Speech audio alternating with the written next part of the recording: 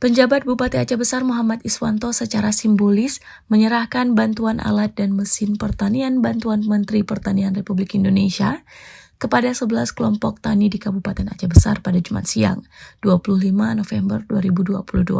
Penyerahan Al-Sintan tersebut dilakukan di Kompleks Gedung Mekanisasi Alat dan Mesin Pertanian di Kecamatan Kuta Malaka.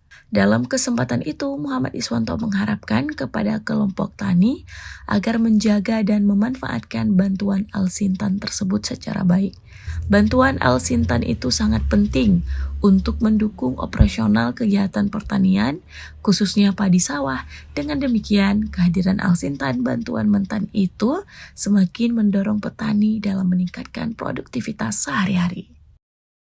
Dan sore ini dengan bantuan lagi dari Kementerian Pertanian Republik Indonesia, para petani kita juga kembali menerima hand traktor, kemudian pompa air, hand sprayer, dan ada 3 lagi kultivator dan ini terus untuk para petani kita. Semoga dengan penguatan ini, sebelumnya juga pupuk bersubsidi kita juga diberikan bantuan, kemudian